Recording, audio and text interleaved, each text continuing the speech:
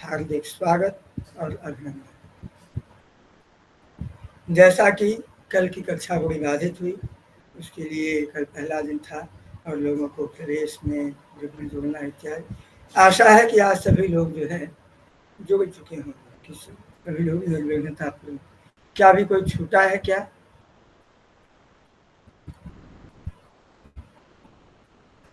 कोई छूटा तो नहीं है? सुनीता जी,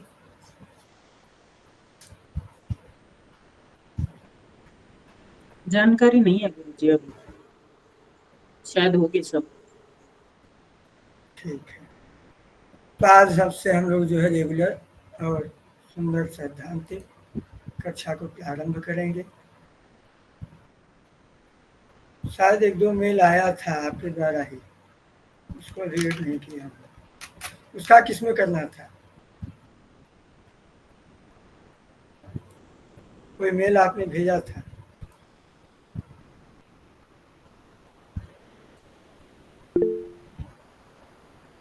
चलिए कोई बात नहीं।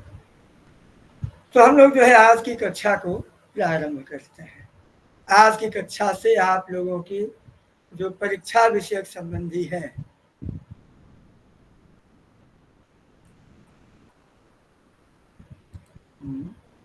ठीक है।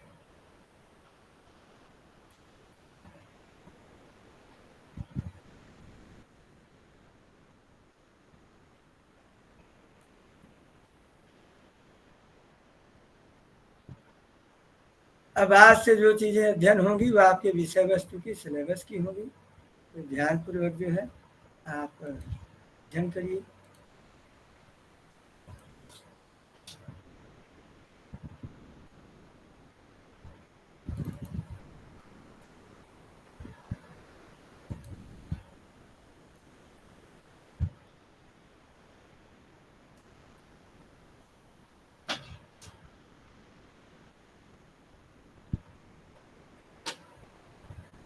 ये आपका सबसे प्रारंभिक और पहला ग्रंथ है, यही से आपको सीखना है। ये ग्रंथ आप सब लोग गीता प्रेस की किताब है और इस किताब को आप सभी लोग खरीद लीजिए, मंगवा लीजिए। अगर आप लोग जो है बाकी उसका वो देखना चाहते हैं तो वो ये है। चलिए ठीक है। तो हम लोग जो है आइए अध्ययन प्रारंभ करते हैं।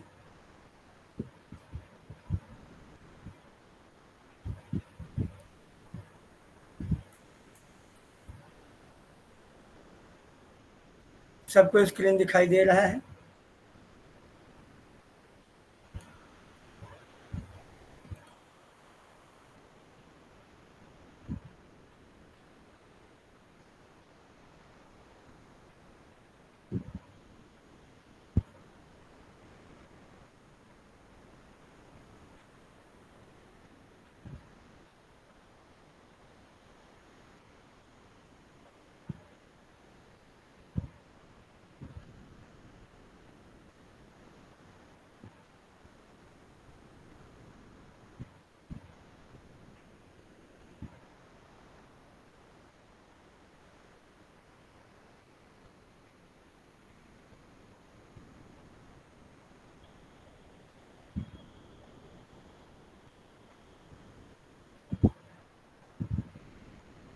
यहाँ से पुस्तक शुरू है।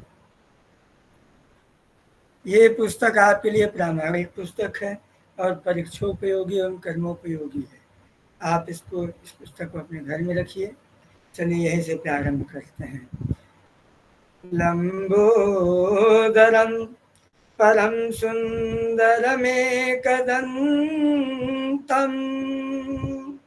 रक्तांबरं त्रिनयनं परमं पवित्रम्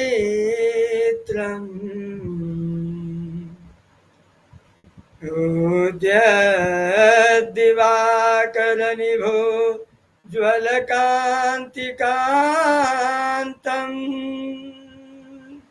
विघ्नेश्वरं सकलविघ्न हरं नमामि। विघ्नेश्वरं स्वरं सकल विघ्नहरं नमामि। श्री गणेश जी को प्रणाम करते हुए हम लोग आगे बढ़ते हैं। एक जरूरी बात, इसमें प्रवेश करने से पहले एक सबसे जरूरी बात,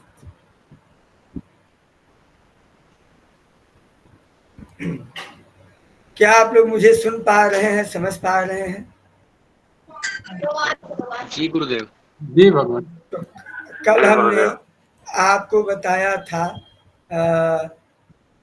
कर्म कर्म कितने प्रकार का होता है, हमने आपको बताया था।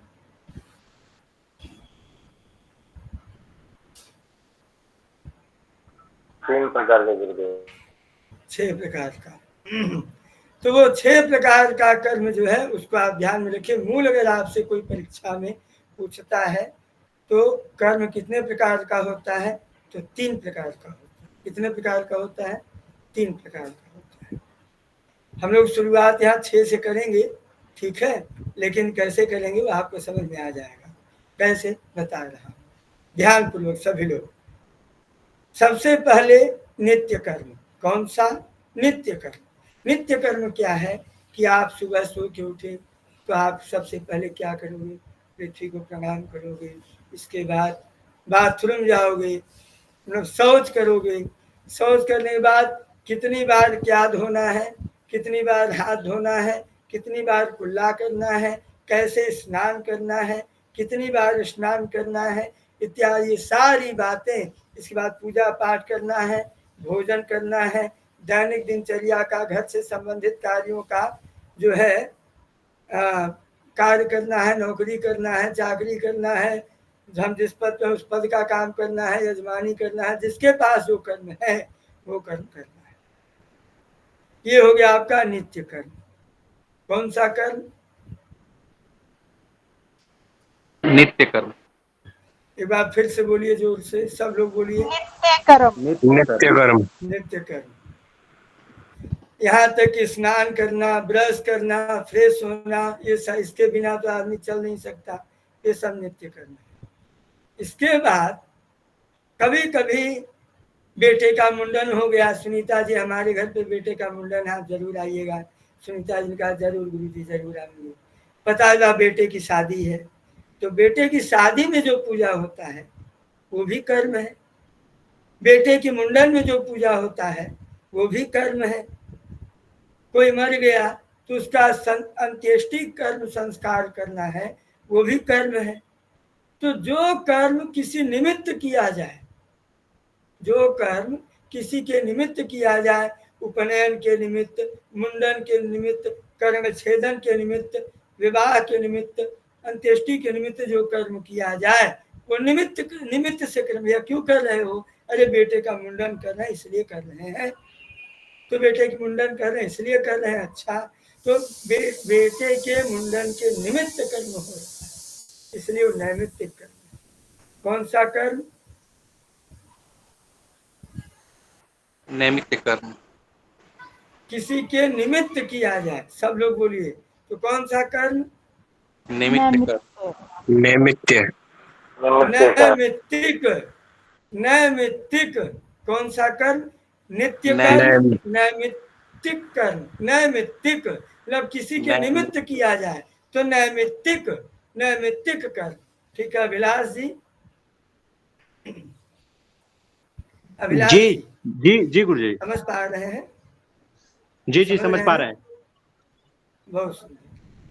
तो नित्य कर्म और नैमित्तिक कर्म। अब हमसे कोई पाप हो गया, कोई अपराध हो गया, कोई गलती हो गई है। अब मान लीजिए बेटे का उपनयन संस्कार मुझे करना था 8 वर्ष की आयु में। उसका एक लिमिट है 8 से 16 वर्ष की आयु। अब 16 पार हो गया, पहुंच गया 22 वर्ष में, 24 वर्ष में, तो ऐसी स्थिति में हम व्रात्य हो जाते हैं। क्या हो जाते हैं? व्रात्य। तो उसका पातक शांति करना होता है। यदि कोई अपराध हो जाए तो उसका भी पातक शांति करना होता है। ऊंट पर बैठना, कपड़ा पर नील चढ़ा करके पूजा पर बैठना, अगर ये सब हो गया तो उसकी शांति करनी होती है। ठीक है, तो वो हो गया प्रायश्चित कर्म। कौन सा कर्म हो गया? प्रायश्चित कर्म। प्रायश्चित कर्म। अब भैया नित्य कर्म, नैमित्तिक कर्म, प्रायश्चित कर्म, ये 3 कर्म मुख्य है। आप जितने भी कर्म करोगे इन्हीं के अंतर्गत करोगे ना, किससे बाहर करोगे? या तो नित्य कर्म करोगे, संध्या वंदन इत्यादि, या नैमित्तिक कर्म करोगे, विवाह संस्कार इत्यादि कर्म, या प्रायश्चित कर्म करोगे, चांद्रायण व्रत इत्यादि कर्म। ठीक है, अब इसी में जो नैमित्तिक कर्म है, इसी में 2 प्रकार का कर्म और है। वो कौन सा है? काम्य कर्म। अब जैसे हमको पुत्र नहीं हो रहा है तो पुत्र प्राप्ति के लिए हमने यज्ञ किया, कर्म किया, तो किसी कामना से कर रहे हैं, हमको पुत्र की प्राप्ति हो जाए, हमारा विवाह हो जाए, हमारे पुत्र पुत्री का विवाह हो जाए, हमको हमारे पुत्र पुत्री को नौकरी मिल जाए है, और हमको जो है कुछ हो जाए, रोग नाश हो जाए, रोग की शांति हो जाए, मतलब किसी न किसी कामना से जब हम कोई कर्म करते हैं तो काम्य कर्म है। क्या कर्म है? काम्य कर्म। काम्य कर्म। क्या कर्म है? हाँ, काम्य काम्य। अब एक प्रकार का कर्म है निषिद्ध कर्म। कौन सा कर्म? निषिद्ध कर्म, मतलब करना ही नहीं है। ठीक है, जैसे कलंजम न भक्षयेत, मांस इत्यादि नहीं खाना चाहिए, मदिरा इत्यादि नहीं पीना चाहिए। जैसे जब जो है उपनयन होता है तो उपनयन में ब्रह्मचारी को शिक्षा दी जाती है। शिक्षा क्या दी जाती है? स्त्रियों के बीच में मत रहो, रात्रि में यात्रा मत करो, कुआं मत झाको, नंगे होकर के मत नहाओ, पानी में कूद कूद के मत नहाओ, पानी में थूको मत, इत्यादि सारी जो है, पान तांबुल नहीं खाओ, इत्यादि सब बातें ब्रह्मचारी के लिए बताई गई, उपदेश दिया गया। तो जब ऐसे में तो ये सब क्या है? निषिद्ध कर्म हो गया। एक कर्म और है, वो कर्म क्या है? उपासना कर्म। क्या? उपासना कर्म।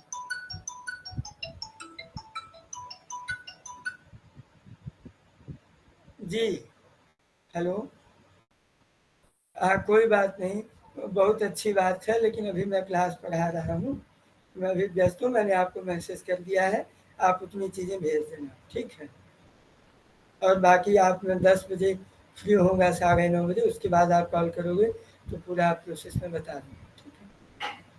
Okay okay.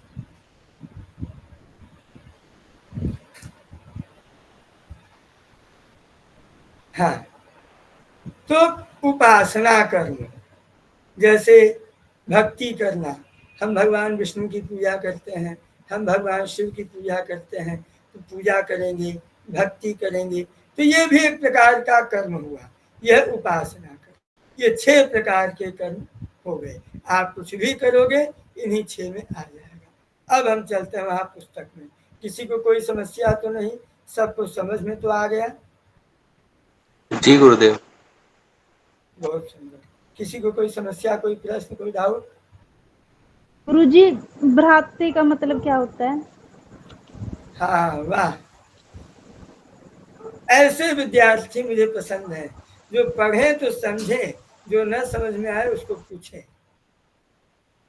तो भ्रातृ का मतलब होता है यदि किसी ब्रह्मचारी, जैसे ब्राह्मण, क्षत्रिय, वैश्य, इन तीनों के लिए उपनयन संस्कार कहा गया है। कहा गया है जन्म ना जायते शूद्र, ये लोग जन्म से शूद्र होते हैं। जब इनका संस्कार किया जाता है तब जो है ये विप्र बनते हैं। क्या बनते हैं? विप्र। द्विज बनते हैं। क्या बनते हैं? द्विज। संस्कारा द्विजोच्यते, संस्कार होने से ये द्विज कहे जाते हैं। तो इनका संस्कार का टाइम है, क्या टाइम है? ब्राह्मण का 8 वर्ष से 11 वर्ष तक, क्षत्रिय का 12 वर्ष तक, वैश्य का 15 वर्ष तक। अब 8 से कितना 16 वर्ष ब्राह्मण के लिए, ब्राह्मण जो है 16 वर्ष तक कर ले, अगर 16 नहीं कर पाया क्षत्रिय 21, वैश्य जो है 22, अगर इन वर्षों तक नहीं कर पाया उपनयन तो उसके बाद वो दोष लग जाता है, वो संस्कारी नहीं होता, तो उसको देखने से भी पाप लगता है। अगर कोई ब्राह्मण जैसे सिंदूरे बिना नारी राजा च तिलकस्तथा, तिलके न बिना ब्राह्मण साक्षात चांडाल दर्शन, यदि सिंदूर के बिना नारी दिख जाए, तांबूल के बिना राजा दिख जाए और तिलक के बिना ब्राह्मण दिख जाए तो समझो चांडाल का दर्शन होता है। तो वैसे ही वो अगर उपनयन नहीं हुआ या कोई भी संस्कार समय से नहीं हुआ, उस संस्कार के बाद उसका दोष लगता है। वो दोष जो लगता है तो उस दोष से, जैसे मान लीजिए मेरा संस्कार नहीं हुआ 16 वर्ष तक, तो उसके बाद में क्या कहा जाऊंगा, भ्रातृ। तो उसके बाद जब संस्कार होगा तो सबसे पहले प्रायश्चित होगा, गौदान होगा कि हमने उस समय तक उपनयन संस्कार नहीं किया, इसलिए उस संस्कारों के लिए भी। जब विवाह होता है तो जितने संस्कार आपके नहीं हुए रहते, सारे संस्कार के बदले में गौदान करवाते हैं पंडित जी, क्योंकि एक भी संस्कार छूटना नहीं चाहिए, आप लोगों को पता नहीं रहता। ठीक है, क्लियर जी। और कोई प्रश्न?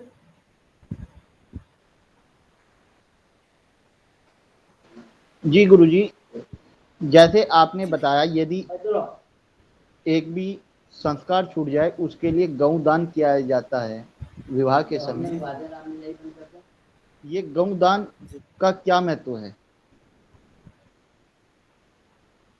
अब गौदान का महत्व बाबू पूरी देश दुनिया जानती है, इसमें मैं कक्षा को आप डिस्टर्ब कर रहे हो, है ना। आप गौदान का गूगल में सर्च मारो, गौदान का महत्व पूरा आ जाएगा। गौदान की विधि आपको जरूरत होगी, उसमें पूरा संस्कृत में क्या महत्व है मैं उसको आपको भेज दूंगा। अभी कक्षा को चलने दो, 20 कक्षा में जो विषयांतर चीजें हैं उनको मत घुसेड़ो बीच में, इसके लिए मैं आपसे क्षमा मांगता हूँ। ठीक है, तो इसलिए आप अपने प्रश्नों से कक्षा को बाधित नहीं करो, और बाकी गौदान की विधि इत्यादि सब पूरी मैं आपको बता दूंगा बाद में। ठीक है, बुरा मत मानना है, आप हमारी कक्षा के विद्यार्थी हो। मैं इत्यादि अभी बताऊंगा तो हमारे पास केवल मैं आपको 10 तक ही पढ़ाऊंगा, 10 तक में कॉन्सेप्ट क्लियर कर लो। ठीक है, 10 के बाद फिर आप लोग पंचांग पढ़ोगे, तो यहाँ सारा चीजें क्या पढ़ना है सब सुनिश्चित है। चलिए,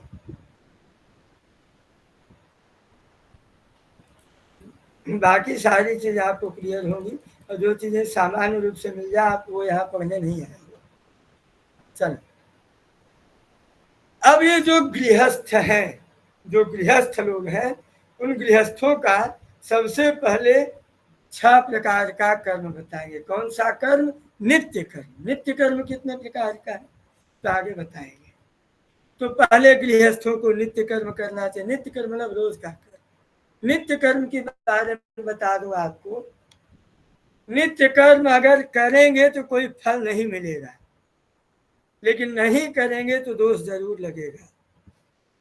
सुबह सुबह फ्रेश होने जाएंगे तो उसका कोई फल नहीं मिलेगा पारलौकिक, लौकिक फल मिलेगा कि पेट साफ रहेगा, लेकिन नहीं जाएंगे तो उसका पारलौकिक फल भी मिलेगा। तब नहाएंगे नहीं तो न नहाने का दोष लग जाएगा, तो उसका पाप लगेगा। इसके बाद पेट इत्यादि साफ नहीं होंगे, बीमारी होगी इत्यादि सारी चीजें। तो नित्य कर्म जो है करे इंसान करना ही करना चाहिए, नहीं करेंगे तो दोष पाप भी लगेगा और बाकी समस्याएं तो होंगी ही। ठीक है, तो अब जो है गृहस्थों के लिए नित्य कर्म का निरूपण किया जाता है। ठीक है, जिससे इससे क्या होगा, तो नित्य कर्म से 3 लाभ है। क्या? देव ऋण, पितृ ऋण और मनुष्य संबंधी ऋण। इन तीनों ऋणों से मुक्ति हो जाती है।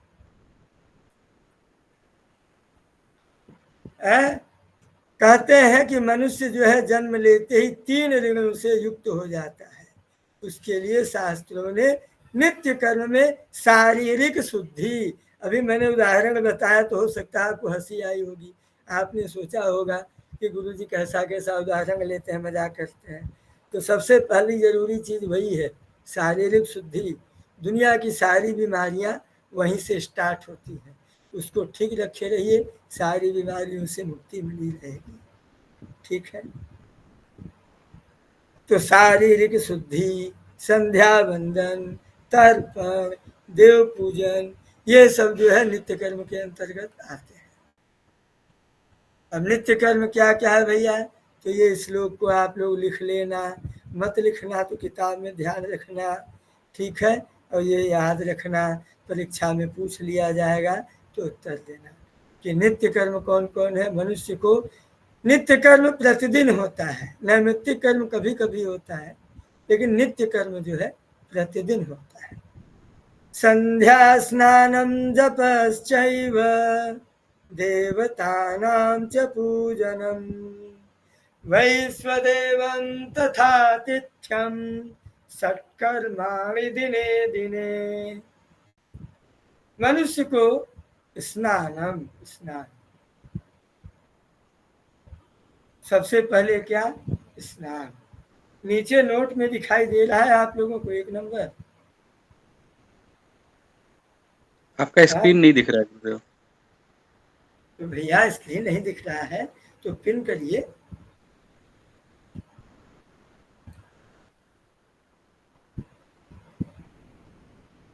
वीडियो ऑफ है आपकी।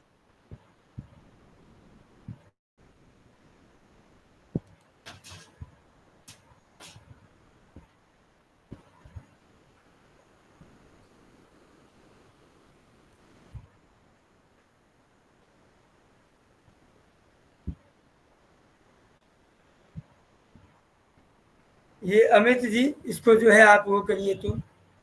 हाँ, बहुत सुंदर, आपने अभी तक शेयर किया, मैं इसके लिए आपका बहुत बहुत धन्यवाद देता हूँ। और एक बार हमको बताना चाहिए था कि स्क्रीन शेयर नहीं है ना, आप लोगों ने बताया नहीं, मैं भूल जाता हूँ तो बता दिया करिए आप लोग, ठीक है। चलिए, मुझे पता है कि आप लोगों को स्क्रीन शेयर हो रही है। चलिए, अब स्क्रीन शेयर हो रही है जी गुरुदेव। पिन कर लीजिए सुनील जी। हाँ, तो मनुष्य को ये 6 कर्म, संध्या स्नानम जपश्चैव देवतानां च पूजनम वैश्वदेवं तथातिथ्यम सत्कर्माणि दिने दिने, ये जो है 6 कर्म प्रतिदिन करना चाहिए। नित्य कर्म प्रतिदिन होता है। क्या, सबसे पहले स्नान। स्नान के नीचे ये दिख रहा है, जी गुरुदेव। यहाँ मतलब है स्नान के पूर्व के सभी कृत्यों के लिए। स्नान के पहले के जो कर्म हैं, क्या कर्म है स्नान के पहले के, स्नान के पहले के बहुत सारे कर्म हैं, उन सारे कर्मों को भी स्नान में ही उपलक्षक रूप में निर्दिष्ट करना चाहिए। पाठ क्रमादर्थ क्रमों बलियान के आधार पे प्रथम स्नान के बाद ही संध्या समझनी चाहिए। चलिए, तो स्नान के पहले के क्या क्या कर्म हैं इसको देख लीजिए। क्या क्या कर्म है, प्रातः काल उठने के बाद स्नान के पहले आवश्यक विभिन्न कृत्य हैं। शास्त्रों ने उनके लिए भी सुनियोजित विधि विधान बताया। गृहस्थ को अपने नित्य कर्मों के अंतर्गत स्नान से पहले सभी कृत्य भी शास्त्र निर्दिष्ट, जैसा शास्त्र ने कहा है उसी पद्धति से ही करना चाहिए, तभी वह आगे के 6 कर्मों के करने का अधिकारी हो पाएगा। अगर नहीं करेगा तो अधिकारी नहीं हो पाएगा। क्या, सबसे पहले क्या, ब्रह्म मुहूर्त में जागरण। तो ब्रह्म मुहूर्त में जाग, सूर्योदय से 4 घड़ी, 1 घड़ी में कितना मिनट, 1 घड़ी में कितना मिनट, जल्दी बताइए आप लोग। 24 मिनट। 24 minute, 24 minute. तो 4 घड़ी मतलब 24 चौका 96। हाँ, इतना टाइम पहले ब्रह्म मुहूर्त में जग जाना चाहिए। इस समय शास्त्र में सोना निषिद्ध है। तो निषिद्ध कर्म क्या है, ब्रह्म मुहूर्त में सोना। ये देखिए, ब्राह्मे मुहूर्ते या निद्रा सात पुण्य क्षय कारिणी, ब्रह्म मुहूर्त में जो सोता है उसके पुण्य जो है क्षय हो जाते हैं। अगर ये पाप लग गया आपको तो उसके लिए पाद कृच्छ व्रत करना पड़ेगा, तब आप शुद्ध होंगे। चलिए, इसके बाद क्या करना चाहिए? दोनों हाथ का अवलोकन करना चाहिए। हाथ का अवलोकन करना कैसे करना चाहिए, इसके विषय में मैं कुछ अपनी चीज़ें भी बताता हूँ। मैं स्क्रीन शेयर ऑफ कर रहा हूँ, इसके बाद तुरंत आप लोग बताइएगा तो मैं स्क्रीन शेयर करूँगा। सो के उठिए तो सबसे पहले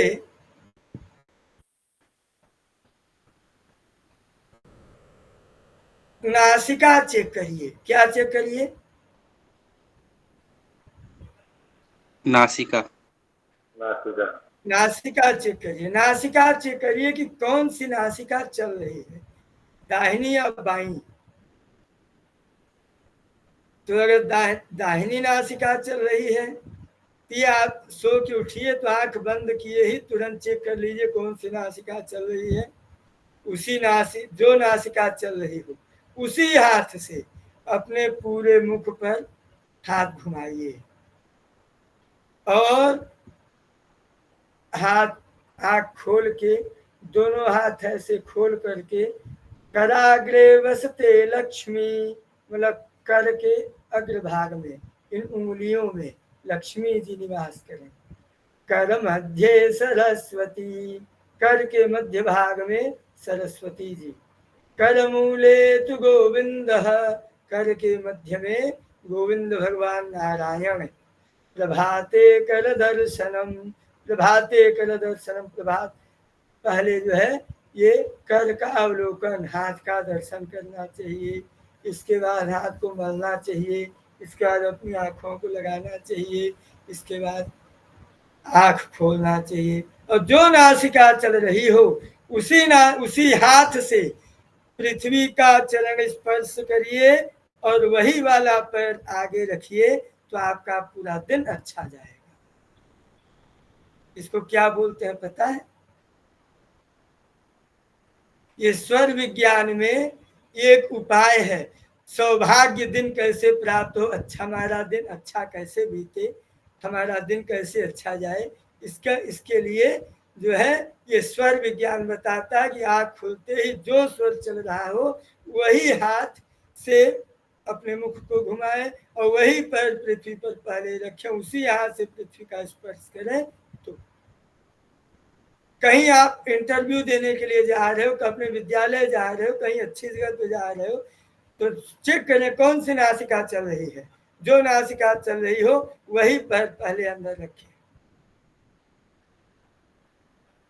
उसमें जब ताकत वाला काम, उत्साह वाला काम, ये सब काम हो तो जब दाहिनी नासिका चले सूर्य स्वर तब करे। शांति वाला काम, ठंडक वाला काम, समझौता वाला काम, प्रेम वाला काम जब बायां स्वर चले चंद्र नाड़ी तब करे। तो सबसे पहला काम मुझे याद आ गया तो आपको बता दें स्क्रीन से। समझ में आई बात कि नहीं? जी गुरुजी। नहीं आई? आ गई गुरुजी। तो करावलोकन, आंखों के खुलते ही दोनों हाथों की हथेलियों को देखते हुए निम्नलिखित श्लोक का पाठ करें। कराग्रे वस्ते लक्ष्मी, कर मध्य सरस्वती, कर मूले स्थितो ब्रह्मा, प्रभाते कर दर्शनम। ये आचार्य प्रदीप का श्लोक।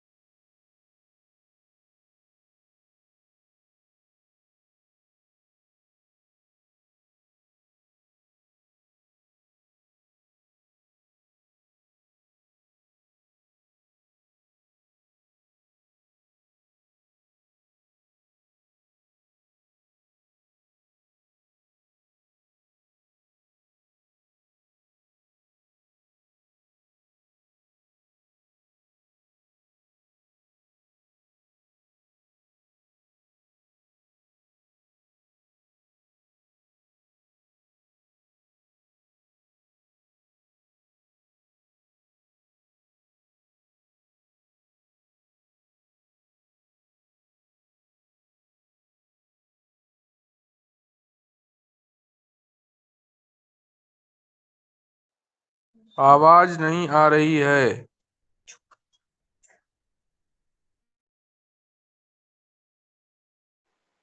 गुरुदेव डिस्कनेक्ट हो गए हैं।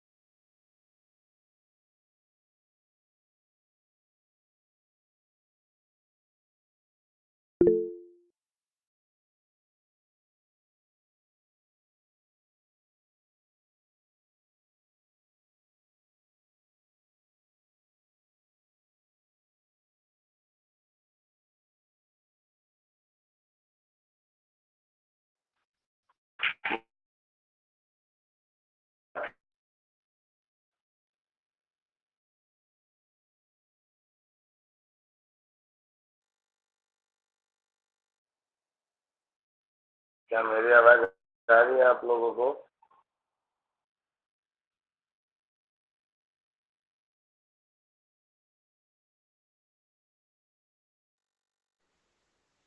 सर डिस्कनेक्ट हो गए हैं, शायद नेटवर्क इशू होगा। थोड़ा सा हमको इंतजार करना है सर का।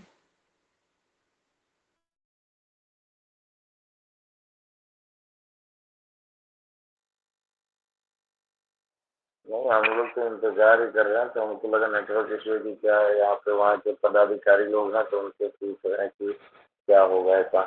बाकी तो हम लोग इंतजार कर रहे हैं।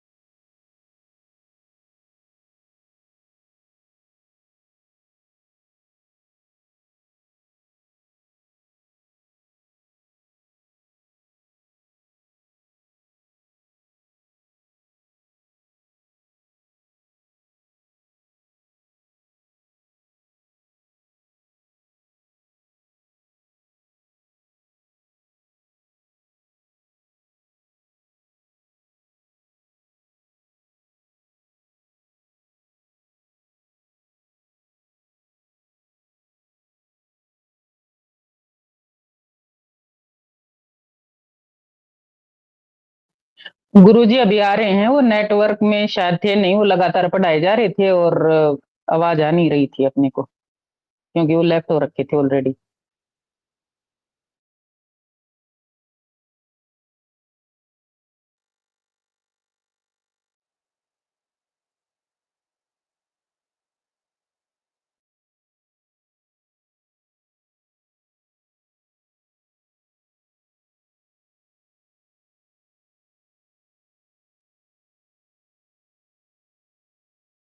बताइए, मैं तब से कंटिन्यू पढ़ा रहा हूँ और मैं अभी तक पढ़ा रहा और पढ़ाता रहा मैं, और एक श्लोक पूरा पढ़ा दिया आपको, पूरा गा के भी सुना दिया। राम राम।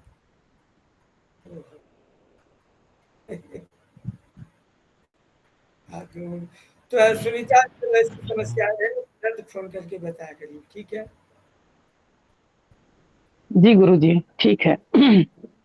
ये वाला आप लोग सुन पाए थे कि नहीं, ये जो मैंने सुना है आप लोगों को? नहीं गुरुजी। गुरुदेव, ये करावलोकन पे थे हम लोग। ओहो, करावलोकन तक कंप्लीट पढ़ा हो गया। दिया मैं प्रभु जी, इतना पूरा देखिए मैं पढ़ा के आगे। कोई बात नहीं गुरुदेव। चलिए ठीक है, करावलोकन के बाद जो है ये देखिए पूरा पढ़ा दिया। भूमि वंदना करनी चाहिए, भूमि को चरण स्पर्श करना चाहिए कि हे पृथ्वी देवी, हे समुद्र रूपी वस्त्रों को धारण करने वाली, पर्वत रूप स्तनों से मंडित भगवान विष्णु की पत्नी है पृथ्वी देवी, आप मेरे पैर स्पर्श को, पाद स्पर्श को क्षमा करें। मैं आप पर पैर रखूंगा, चलूंगा, कूदूंगा, फिरूंगा, दौड़ूंगा, है तो मेरे पैर स्पर्श को आपको लगेगा, उसको आप क्षमा करना। समुद्र वसने देवी पर्वत स्तन मंडिते विश्व पत्नी नमस्तुभ्यं पाद स्पर्शम क्षमस्व में। ठीक है, इसके बाद माता पिता गुरु का अभिवादन करना चाहिए, शुद्धिकरण करना चाहिए। अब चलिए, अब इसके बाद अजपाजप के विषय में आप लोगों को मैं बाद में बताऊंगा, जब के विषय में बता लूंगा तब अजपाजप को बताऊंगा। फिर भैया सुबह सो के उठने के बाद सबसे पहले कुछ जो है प्रातः स्मरणीय श्लोक, मतलब माता पिता सबका अभिवादन करके, पैर छू करके, है ना। राम देखिए, गोस्वामी तुलसीदास जी कहते हैं ना, प्रातः काल उठी के रघुनाथा मात पिता गुरु नावहि माथा। तो प्रातः काल उठ करके सबसे पहले माता पिता और गुरु को प्रणाम करते हैं। कौन? श्री रामचंद्र जी। तो सबसे उठ के पहले जो विधि बताया, उस विधि के बाद माता पिता गुरु को प्रणाम करके, परम पिता परमात्मा का अभिवादन करके, तब इसके बाद कुछ प्रातः स्मरणीय श्लोकों को पढ़ना चाहिए। प्रातः स्मरणीय श्लोक में करने से दिन अच्छा बीतता है, बुरे सपने नहीं आते, कलयुग का प्रभाव नहीं पड़ता, शत्रु पाप भव का भय ये सब नष्ट हो जाता है, विष का सांप डस मिलेगा तो जीवन बच जाएगा, धर्म की वृद्धि होगी, अज्ञानी को ज्ञान मिलेगा, रोग नहीं होगा, पूरी आयु मिलेगी, विजय की प्राप्ति होगी, निर्धन जो है धनी होगा, भूख प्यास और काम की बाधा इत्यादि नहीं होती है, सभी बाधाओं से छुटकारा मिलता है। ठीक है, तो सबसे पहले गणेश जी का करना चाहिए। क्या करना चाहिए? प्रातः स्मरामि गणनाथम नाथ बंधुम सिंदूरपूर परिशोभित गंडयुग्मम् उद्दंड विघ्न परिखंडन चंड दंडम आखंडलादि सुरनायक वृंद वंद्यम आखंडलादि सुरनायक वृंद वंद्यम। तो ये हो गया। तो मतलब जो है प्रातः स्मरण में, प्रातः उठ करके मैं स्मरण करता हूँ किसका? गण के नाथ का, गणनाथ, हम गण के नाथ का, जो गणों के नाथ हैं। अनाथ बंधु, जो अनाथों के बंधु है, जो सिंदूर से परिपूर्ण सुशोभित, जो उनके दोनों गंड है, वो दोनों गंड सुशोभित गंड वाले, सिंदूर से परिपूर्ण, और उद्दंड विघ्न, जो हमारे उद्दंड विघ्न हैं, जो हमारे काम में, हम नौकरी करने जाते हैं, कुछ भी काम करने जाते हैं, तो जो रास्ते में बाधा बन के जो आपके काम को नहीं होने देते, जो आपके काम को रोकते हैं, जो आपके नाना प्रकार की जो विघ्न आते हैं, कितना भी प्रबल विघ्न हो, उस उद्दंड विघ्न को खंडित करने वाले हैं, तोड़ने वाले, शत्रुओं के भी शत्रु जो है, अखंड लाद सुरनायक, जो अखंड मंडल का जो देवता है इंद्र, ये जो सारे देवताओं के सहित इंद्र भी जिसकी वंदना करता है, उन सब से वंदित गणेश जी को मैं प्रातः स्मरण करता हूँ। समझ में आया? जी गुरुदेव। अब भगवान विष्णु जी का भी ध्यान कर लेते हैं।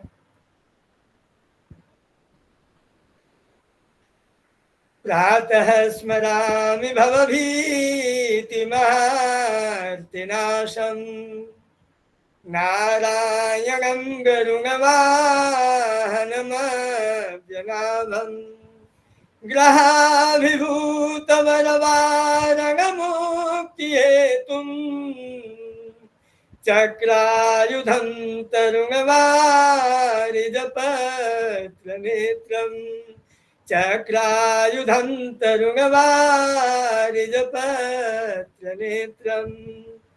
जो है मैं प्रातः उठ करके स्मरण करता हूँ भवभीति महार्तिनाशम, जो संसार का जो महान भव है और भव का जो भय है, भव रूपी भय जो दुख को नष्ट करने वाला है, उसको भी, महान दुख को भी जो नष्ट करने वाले हैं, उनका मैं प्रातः स्मरण करता हूँ। फिर नारायणम, उन नारायण का, गरुड़ वाहनम, जो गरुड़ जिनका वाहन है, वाहनमब्जनाभम, जो नवीन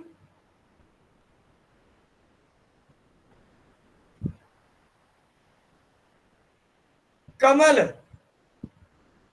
अब्ज कमल, वाहनम अब्जनाभम, जो पद्मनाभ है, जो पद्म कमल, नाभि कमल से युक्त है, नाभि कमल वाले हैं, पद्मनाभ है जो, ठीक है।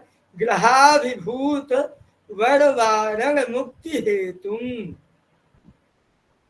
ग्राहाभिभूत, जो ग्राह है, जो ग्राह गजेंद्र मोक्ष है, तो जो ग्राह है मगरमच्छ ग्राहात, तो ये पंचमी विभक्ति है, ग्राह से अभिभूत, उससे जो है ग्राह से ग्रसित जो गजराज हैं, उन गजराज को भी मुक्ति हेतु मुक्त करने वाले हैं। ऐसे चक्रायुधम, चक्र जिनका आयुध है, मतलब जिनका आयुध मतलब शस्त्र होता है, जिसको चक्र को धारण करने वाले, तरुण मतलब नवीन युवक, वारिज, वारिज मतलब वारी मतलब पानी, जो वारी से उत्पन्न हो, कमल, पत्र नेत्रम, कमल के पत्तों के समान जो नेत्र वाले हैं, ऐसे नारायण भगवान गरुड़ वाहन भगवान श्री नारायण का मैं प्रातः स्मरण करता हूँ।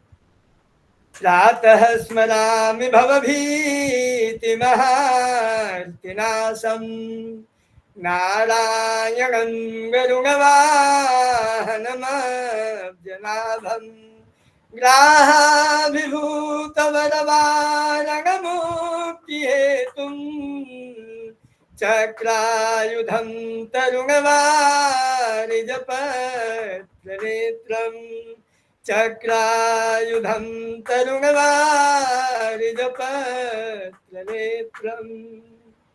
ठीक है, ऐसे नारायण को मेरा नमस्कार।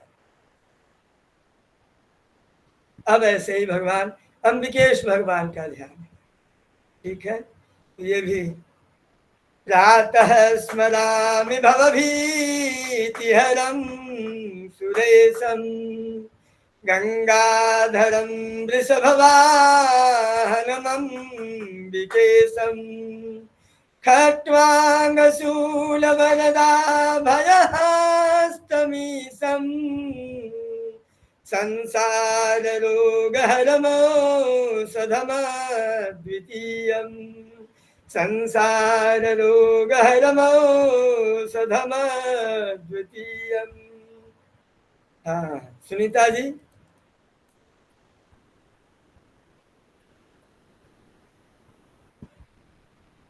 सुनीता जी। जी जी गुरुजी। हाँ पढ़िए जरा इसको, ये हिंदी को पढ़िए, इसके बाद जो है हिंदी को पढ़ने के बाद इस कक्षा को शांति मंत्र के साथ विराम कर दीजिए। हम लोगों के बीच में नितेश जी आए हैं और नितेश जी जाएंगे भी, और जो है तो इनको भोजन करा दें, थोड़ी सी भोजन करा करके हम इनको विदा कर दें, फिर ज्योतिष की कक्षा में मिलते हैं, ठीक है सभी को। जी गुरुजी। आपके भय को नष्ट करने वाले देवेश गंगाधर हट गया गुरुजी। चलिए। आपके भय को नष्ट करने वाले देवेश गंगाधर वृष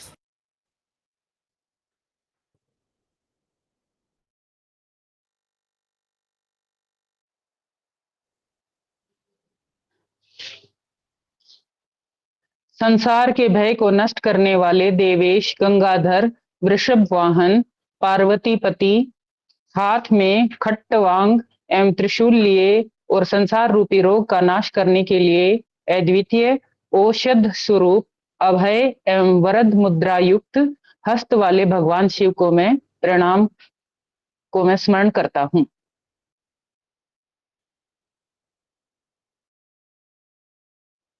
अभी शांति मंत्र के साथ हम कक्षा का समापन करते हैं, फिर ज्योतिष की कक्षा में 6 मिनट बाद जुड़ते हैं।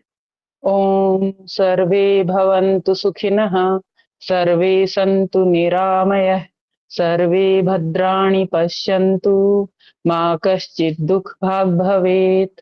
ओम शांति शांति शांति। सर्वेभ्यो नमो नमः। पुनर्मिलामः। धन्यवाद। नमो नमः मैम।